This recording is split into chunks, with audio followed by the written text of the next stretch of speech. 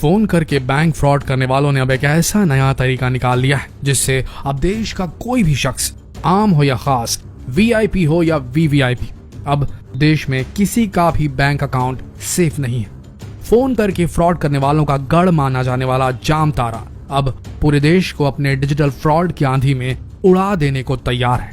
तो तैयार हो जाइए जानने के लिए कि आखिर जामताड़ा में इन्होंने कौन सा ऐसा नया तरीका निकाल दिया है जिससे अब देश का कोई भी बैंक अकाउंट सुरक्षित नहीं है, ताकि आप अपने और अपने परिवार की मेहनत से कमाई हुई कमाई को सुरक्षित रख सके, क्योंकि क्या पता जामताड़ा गैंग का अगला टारगेट आप हो।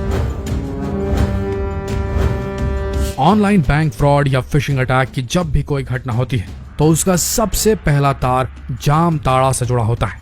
रांची झारखंड से 250 किलोमीटर दूर एक जिला है जिसका नाम है जामताड़ा, और इस जिले में लंबे समय से ऑनलाइन फ्रॉडियों का एक गैंग चल रहा है जिसे कहा जाता है जामताड़ा गैंग। ये जिला इतना फेमस है कि इस पर एक वेब सीरीज भी बन चुकी है नेटफ्लिक्स पर, जो आप देख सकते हैं। आखिर क्यों है ये जिला इतना फेमस? क्योंकि ये वो जगह है जहां पर सबसे ज्यादा ऑनलाइन फ्रॉड और फिशिंग जैसी वारदातों को अंजाम दिया जाता है, या यूं कहें कि जामताड़ा ऑनलाइन चोरों की बस्ती है।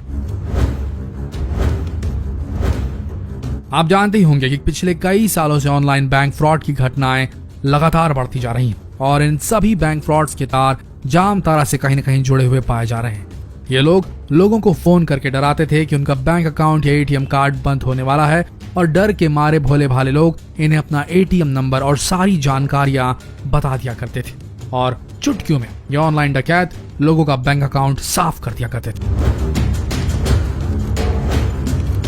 लेकिन जैसे जैसे ये घटनाएं बढ़ी, लोगों को इस फ्रॉड के बारे में पता चलने लगा और अब उनका ये तरीका पुराना हो गया। लोग इस फ्रॉड के प्रति जागरूक हो गए, लेकिन अब इन जामताड़ा के चोरों ने नया तरीका खोज निकाला है जिसका नाम है ई सिम फिशिंग। और ये जामताड़ा के चोरों का एक ऐसा नया तरीका है जिससे ये आपके बैंक अकाउंट को पूरी तरीके से खाली कर सकते हैं। इस फ्रॉड को समझने से पहले आप ये समझ लीजिए कि आखिर ये ई सिम है क्या भला। दोस्तों, एक सिम होती है जिसे हम मोबाइल दुकान से खरीद कर अपने मोबाइल में लगाते हैं, इसे रियल सिम कहा जाता है। और एक दूसरे किस्म का सिम होता है जिसे ई सिम कहा जाता है, जो एक चिप की तरह होता है और ये फोन में पहले से ही इनबिल्ट होता है, लगा हुआ आता है। यह सिम पूरी तरीके से रीराइटेबल होता है, जिसका सीधा मतलब यह है कि आप एक फोन कॉल करके ही अपने ऑपरेटर को बदल सकते हैं। जैसे कि अगर आप जियो इस्तेमाल कर रहे हैं और अगर आपको एयरटेल की सर्विसेज चाहिए तो आप फोन कॉल के जरिए या एक ईमेल भेजकर अपने ऑपरेटर को तत्काल बदल सकते हैं। देखा जाए तो आज के समय में ज्यादातर मोबाइल्स, स्मार्ट वॉचेस ई सिम से लैस हैं, और अब आप समझ ही गए होंगे कि ई सिम नॉर्मल सिम से किस तरह अलग होता है। आइए अब जानते हैं कि ये ऑनलाइन डकैत किस तरीके से ई सिम के जरिए लोगों को चूना लगा रहे हैं। दोस्तों, इन साइबर क्रिमिनल्स का सबसे पहला टारगेट यही होता है कि वो किसी तरह से आपके मोबाइल नंबर को अपने पास ट्रांसफर कर ले, यानी कि सबसे पहले ये लोग आपका मोबाइल नंबर चुराते हैं। और इस काम को अंजाम देने के लिए इनका सबसे पहला स्टेप होता है कुछ फोन नंबर्स को तलाशना, जिसके लिए ये फोन डायरेक्टरी की मदद लेते हैं। उसके बाद ये कुछ मोबाइल नंबर्स को चुनते हैं और उन मोबाइल नंबर से सभी बैंक वेबसाइट में लॉगिन करने की कोशिश करते हैं। लॉगिन करने के वक्त अगर कोई भी मोबाइल नंबर ओटीपी मांगता है तो समझ लीजिए उन्हें उनका शिकार मिल गया। उसके बाद ये सबसे पहले अपने टारगेट को एक मैसेज भेजते हैं, और ये एक वार्निंग मैसेज होता है जिसमें लिखा होता है कि अब नॉर्मल सिम के बदले ई सिम अनिवार्य रूप से लगाया जा रहा है और इसके लिए उन्हें केवाईसी करवाने की जरूरत है, नहीं तो आपका नॉर्मल सिम कुछ ही दिनों में बंद हो जाएगा। मैसेज भेजने के कुछ मिनटों बाद ये जो चोर होते हैं ये कस्टमर केयर एग्जीक्यूटिव बनकर अपने टारगेट को फोन करते हैं और उनसे कस्टमर की बेसिक डिटेल्स ले लेते हैं। साथ ही कस्टमर से आग्रह करते हैं कि वो अपने नेटवर्क सर्विस प्रोवाइडर को एक ईमेल भेज दे जिसमें लिखा हो कि उन्हें ई सिम एक्टिवेट करवाना है। इस प्रोसेस से आप समझ सकते हैं कि कस्टमर ने खुद ही अब ई सिम की डिमांड अपने नेटवर्क ऑपरेटर से कर दी है। जब कस्टमर के ई सिम की प्रोसेसिंग का काम पूरा हो जाता है तब नेटवर्क सर्विस प्रोवाइडर कस्टमर को एक QR कोड ईमेल के जरिए भेजता है, और ये QR कोड साइबर क्रिमिनल्स किसी भी तरह से हासिल कर लेते हैं।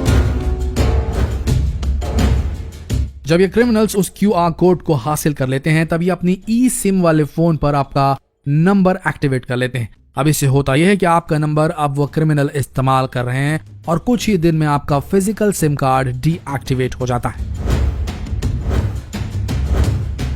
अब जब क्रिमिनल्स के पास आपका फोन नंबर एक्टिवेट हो गया है, तब ये इस फोन नंबर से जुड़े जितने भी बैंक अकाउंट से उन्हें स्कैन कर लेते हैं और उसके बाद जहां पर भी एटीएम पिन की जरूरत नहीं होती है, वहां ये आपके मोबाइल नंबर के जरिए ओटीपी के द्वारा आपके बैंक अकाउंट को साफ करते चले जाते हैं।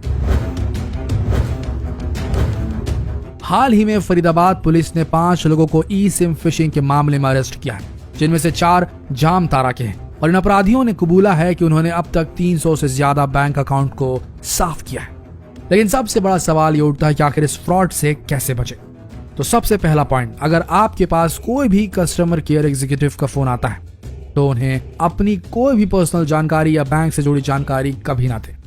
दूसरी सबसे अहम बात, अगर आपको मोबाइल नंबर या ईमेल चेंज करवाना हो तो आप स्वयं बैंक या मोबाइल स्टोर में जाकर इस काम को करवाएं और इस काम में किसी पर भी भरोसा ना करें।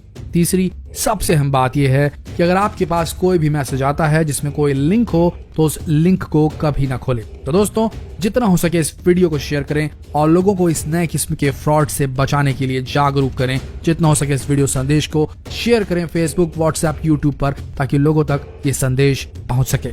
बने रहिए हमारे चैनल के साथ, मिलते हैं अगले वीडियो में। तब तक के लिए आप सबका इस वीडियो के अंत तक बने रहने के लिए दिल से धन्यवाद।